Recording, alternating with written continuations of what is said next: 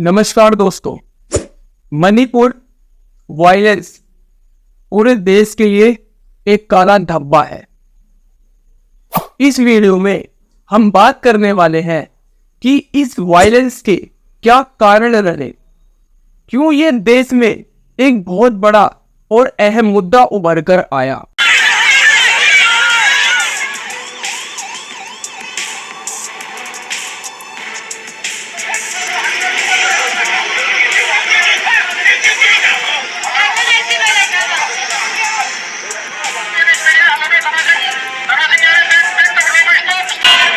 चर्चा की मांग की है। मैं सदन में चर्चा के लिए तैयार हूं। बात दिलाना चाहता हूं, किसी भी गुनहगार को बख्शा नहीं जाएगा। कानून अपनी पूरी शक्ति से, पूरी सख्ती से एक के बाद एक कदम उठाएगा। मणिपुर की इन बेटियों के साथ जो हुआ है, इसको कभी माफ नहीं किया जा सकता। मणिपुर एक सिविल वॉर की तरफ बढ़ता जा रहा है। कई हजारों की संख्या में यहाँ से लोग डिस्पैच किए गए हैं, डिस्प्लेस किए गए हैं। उन्हें राहत कैंप में रखा जा रहा है, उनके लिए टेम्परेरी कैंप बनाए जा रहे हैं। दोस्तों, इस तरह का माहौल है। हमें अगर ये जानना है तो हमें देखनी पड़ेगी पहले लोकेशन मणिपुर की। दोस्तों, मणिपुर जो है ना, एक बॉर्डर स्टेट है, म्यांमार से लगता है ना। और ये जो बॉर्डर स्टेट है ना अपना मणिपुर, इसमें चारों तरफ से पहाड़ है, चारों तरफ से हिली एरिया है और बीच में ग्राउंड है। इतने ज्यादा हिल, इतने ज्यादा पहाड़ है कि मान लीजिए 90% पहाड़ी है, 10 से 15% नीचे वैली है, रहने लायक जगह, वरना पहाड़ों पर रहेंगे। और यहाँ पर लगभग 3.3 मिलियन पॉपुलेशन है, लोग रहते हैं, यानी 30 लाख लगभग लोग रहते हैं। उसमें से सबसे ज्यादा 50% से भी ज्यादा मिथीस ट्राइबल्स रहते हैं, मिथीस लोग रहते हैं, कम्युनिटी रहती है। मिथीस लोग वो है जो ऐसा माना जाता है कि वो म्यांमार से अपना कल्चर अडॉप्ट करके आए हैं, म्यांमार से जुड़े हुए हैं, क्योंकि पहले म्यांमार भारत का ही हिस्सा था। और ऐसा वहां के लोग मान्यता है कि म्यांमार से उनका कल्चर रिलेट करता है ना दोस्तों। और बाकी के जो लोग हैं वो है नागास, कुकीज, है ना। और जो मिथीस है वो हिंदू है, वो मुस्लिम है। और जो कुकीज और नागास है वो क्रिश्चियंस है। ये वहां की मूल निवासी कम्युनिटी है। अब आप सोचोगे यार, मिथीस म्यांमार से कैसे अपना कल्चर करके लाई होगी यार, है तो हिंदुस्तान की। इसके पीछे भी इतिहास है। हुआ था दोस्तों, जब अंग्रेजों का समय था, यानी जब अंग्रेज हम पर राज कर रहे थे, तो उस समय जो म्यांमार था उसने मणिपुर पर अटैक कर दिया था। म्यांमार को पहले बर्मीज लोग कहते थे, क्योंकि वो बर्मा था ना पहले, म्यांमार तो बाद में जाके नाम पड़ा। उसने अटैक कर दिया तो भारत की फौज पहले एंग्लो इंडियन फोर्स थी, है ना, अंग्रेजों की सेना थी, तो उसने इनसे लड़ाई लड़ी। और जब म्यांमार की फौज ने जो है बर्मीज थे, उन्होंने एंग्लो इंडियन से लड़ाई लड़ी तो जीत गए एंग्लो इंडियंस, यानी जो अंग्रेज लोग थे वो जीत गए। अब जब ये मणिपुर जीत चुके हैं, मणिपुर में लड़ाई जीत चुके हैं, तो इन्होंने कहा कि यहाँ तो हमारा शासन होना चाहिए, मेरे हिसाब से यहाँ पे राजा होना चाहिए। तो यहाँ पर इन्होंने अपने मनपसंद की कम्युनिटी को सपोर्ट किया, अपने मनपसंद यानी अपने फेवरेबल लोग, अपने जानकार लोगों को यहाँ पर अलॉट किया। कैसे? यहाँ की एक मूल निवासी जो कम्युनिटी थी वो थी मिथीस। मिथीस इनसे रिलेशन नहीं रखते थे कोई, लेकिन वो यहाँ के मूल निवासी है, यहाँ के बहुत 53% की यहाँ पे पॉपुलेशन में थे। तो उनको अंग्रेजों ने सपोर्ट कर दिया कि आप यहाँ रहिए, आप यहाँ के जो है मेजोरिटी है, आपको अधिकार मिलेंगे, अच्छे कायदे अधिकार मिलेंगे। देखो दोस्तों, बीच कहां से पनपता आ रहा है, मतलब अंग्रेजों ने पहले मिथीस को सपोर्ट किया था, है ना। और जब सपोर्ट हो गया तो यहाँ पे इनके रूलर आते थे, जो राज हुआ, जो राजा हुए, तो वो इनके ही थे, इनके मिथीस के, जो मिथीस कम्युनिटी थे। आगे जाकर एक राजा हुए हैं, राजा बौद्ध चंद्र सिंह जी। क्या हुआ, इनके शासन में ये मिथीस जो है माइनॉरिटीज के ज्यादा सम्मान नहीं करते थे, ज्यादा अच्छे से रिस्पेक्ट नहीं किया करते थे, माइनॉरिटीज को ठीक नहीं समझते थे। तो राजा बौद्ध चंद्र सिंह जी के समय में क्या हुआ, जब भारत आजाद हो गया तो किसी भी टेरिटरी प्रिंसली स्टेट के पास 3 चॉइसेस थी, भारत में मिल जाए, पाकिस्तान में मिल जाए, या फ्री हो जाए। ये सोचने का समय ही नहीं दिया राजा चंद्र सिंह जी को, और सरदार वल्लभ भाई पटेल ने, the iron man of India ने भारत में इनका विलय करा लिया, है ना दोस्तों। तो जब भारत में मणिपुर का विलय हुआ था तो पहले इसको यूटी रखा गया, यूनियन टेरिटरी, दिल्ली से ये शासित हुआ करती थी। लेकिन बाद में 1971 में नॉर्थ ईस्ट रीऑर्गेनाइजेशन एक्ट 1971 के द्वारा इसको एक स्टेट का रूप दे दिया गया दोस्तों। 1971 में ये एक रूल आया था, एक्ट आया था। 1972 में मणिपुर राज्य बन गया, है ना। उसके बाद जाकर मणिपुर से कई स्टेट्स निकल गए, क्योंकि ये नॉर्थ ईस्ट था। ये यहाँ पर अपने मिजोरम बन गया, है ना, और नागालैंड, ये सारी चीजें और बन गई। आपको जानकारी होगी अभी 2022 में मणिपुर ने अपने 50वीं एनिवर्सरी पूरी की है। 50 साल हो गए इसको बने हुए, और अभी 1 साल बाद ऐसा इसके साथ हो गया। दोस्तों बात आई कहां पर? बात आई रिजर्वेशन पर। रिजर्वेशन से ही सारे मुद्दे खुलने लग गए, आने लग गए। क्या हुआ? जो मिथीस थे उनको दिया गया रिजर्वेशन।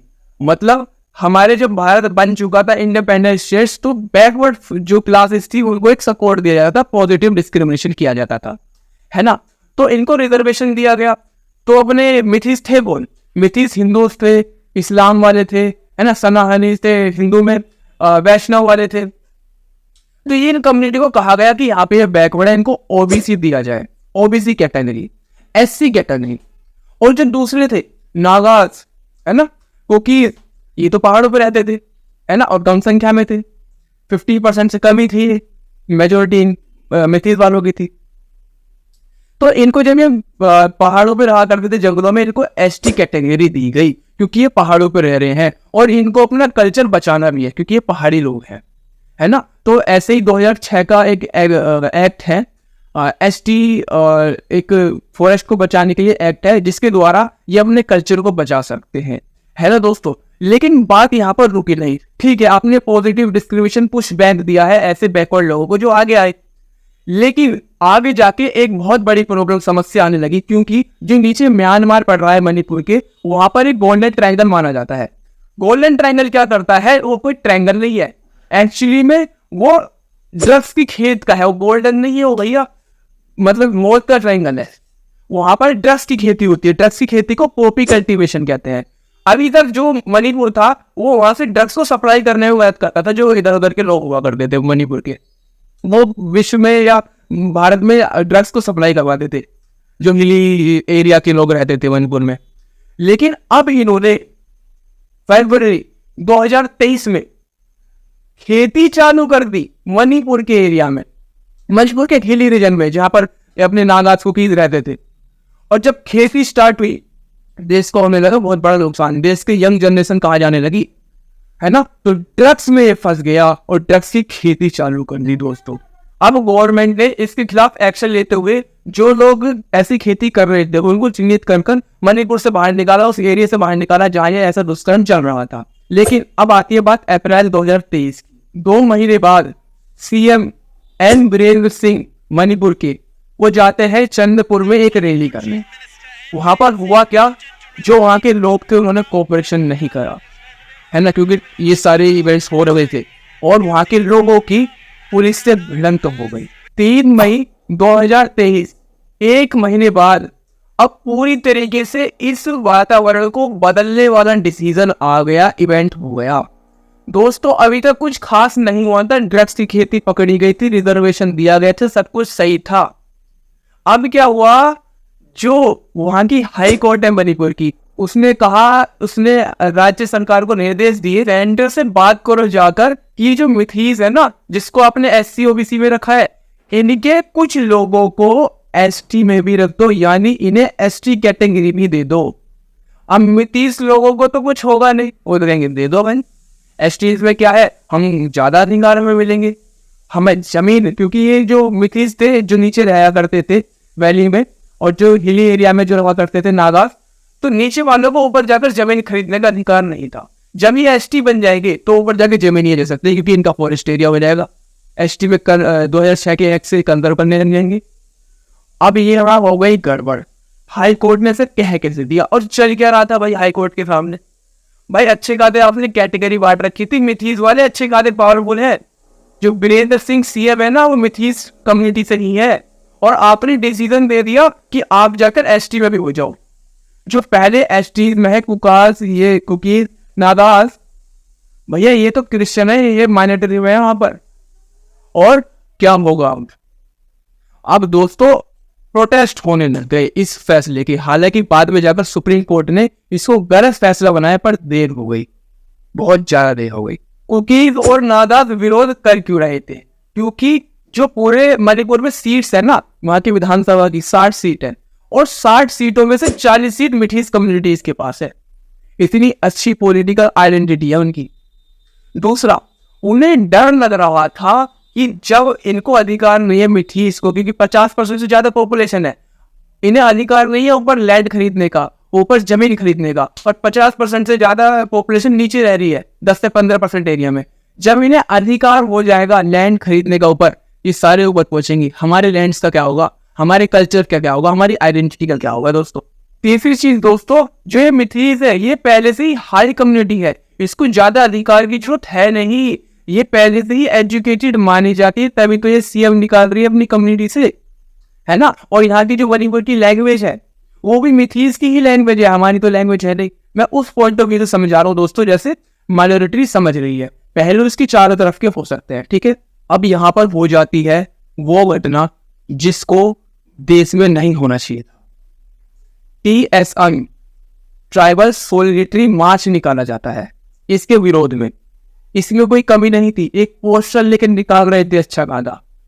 लेकिन जब ये मार्च आंदोलन जैसी स्थितियां बन जाती है मणिपुर स्टेट में, वहां पर कर्फ्यू लगा दिया जाता है, वहां पर इंटरनेट बंद कर दिया जाता है, और वहीं पर विरोध प्रदर्शन में ऐसी घटना आ जाती है। दोस्तों मैं आपको नहीं बता पाऊंगा, सब जानते हैं वहां की जो मिठीस ट्राइब्स की जो वहां की इज्जत है, हमारी माताएं बहनें, उनको इस रूप में विरोध करने का जरिया बना दिया जाता है। सिर्फ किस चीज के लिए? रिजर्वेशन के लिए, आपके अधिकार के लिए। दोस्तों आपका अधिकार इनकी इज्जत से ज्यादा बड़ा हो गया क्या? मेरे हिसाब से ये इसलिए हुआ, सिर्फ प्रदर्शन से नहीं हुआ। यहां तो सिर्फ ड्रग्स वाला मैटर था, जो रिप्लेस किए गए थे अपने दूसरी जगह पर, जो वो लोग थे वो भी इसमें शामिल हुए होंगे। वो भी इसमें इसलिए शामिल हुए होंगे क्योंकि इनके ड्रग्स का तो काम चल नहीं रहा, उनकी रोटी कहां से आएगी, वो इसमें शामिल हुए होंगे। उन्होंने इसलिए ये हिंसावादी कर दिया होगा। और ये सिर्फ मणिपुर का हिसाब नहीं है दोस्तों, ये वहां पे इंटरनेशनल पावर भी लगी हुई है। चाइना क्यों नहीं चाहेगा? चाइना क्यों नहीं चाहेगा कि भारत में सिविल वॉर हो?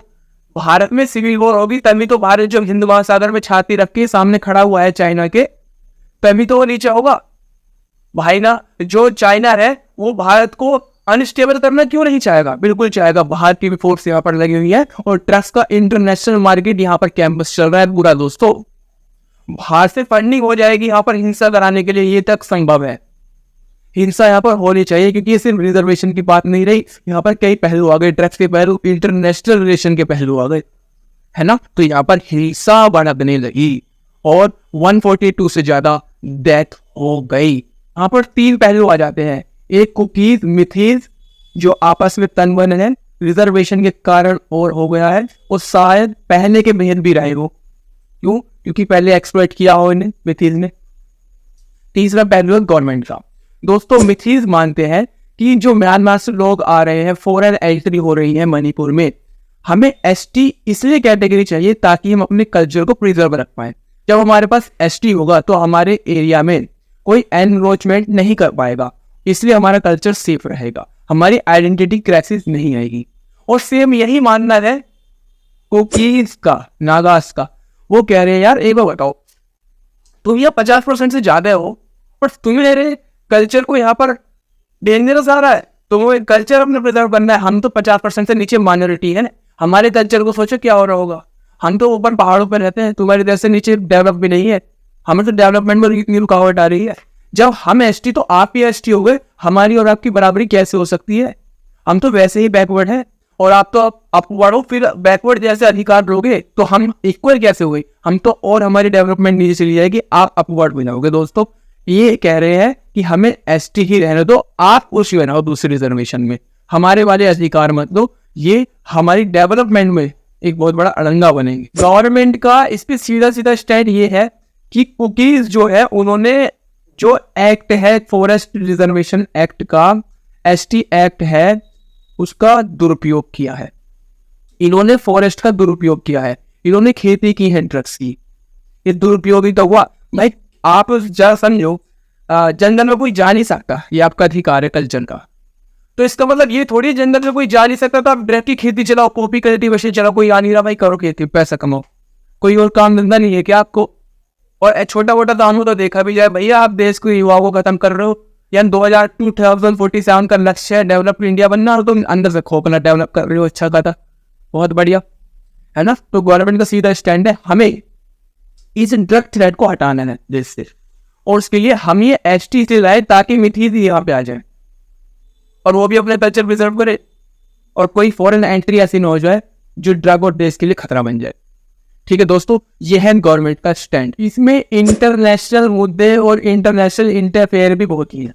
जैसे यूरोपियन यूनियन है, वहां की पार्लियामेंट चलती है यूरोपियन की, उसमें एक रेजोल्यूशन पास किया गया।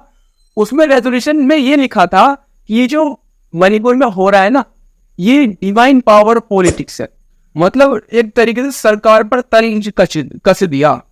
अच्छा मेरे को एक बार बताओ, ये यूरोप वाले मणिपुर में क्या कर रहे हैं यार? ये तो हमें बांट के चले गए अलग अलग हिस्सों में, तो लोग तो भैया अफगानिस्तान को बांट के चले गए सिर्फ इसलिए वो खाली हिस्सा था, बंजर जमीन थी, और आज वहां पर आतंकवाद पनप रहा है, और यहाँ पर पाकिस्तान को अलग करके चले गए कम्युनिटी की बेस पर, हमें तो बांट के चले गए। और आप कह रहे हो डिवाइड पॉलिटिक्स, अपनी पॉलिटिक्स देखो जरा, है ना। तो भारत का सीधा सीधा इसमें स्टैंड रहा कि देखो वी आर सॉवरेन कंट्री, हम पे मत बोलो।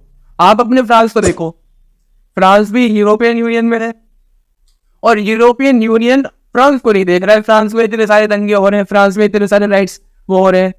फ्रेंच रेवोल्यूशन जो राइट्स है वो पूरे देश के लिए एक आदर्श है, और वहां पर ऐसा हो रहा है ना दोस्तों। तो भारत ने ये स्टैंड लिया। आई होप आपको समझ आया होगा इस वीडियो में क्या मैंने कारण बताए, कैसे इतिहास से जुड़ा हुआ है दोस्तों, है ना। कैसे रिजर्वेशन और हाई कोर्ट का एक बड़ा फैसला ये बन गया यहाँ के दंगों में, और दंगों क्यों हुए, प्रोटेस्ट की बराबर वायलेंस क्यों हुआ, मैंने बताया ड्रग्स का इंटरफेरेंस। अब हम जानेंगे अगली वीडियो में कि मूल रूप से गवर्नमेंट फेलियर क्यों रहा, और जब ये फेलियर रहा अब इसको अच्छे से करने के क्या तरीके हैं, वे फॉरवर्ड क्या है, कैसे हम इसको सुधार सकते हैं। ठीक है दोस्तों, मिलते हैं, वेट कीजिएगा नेक्स्ट वीडियो को। जब तक के लिए जय हिंद।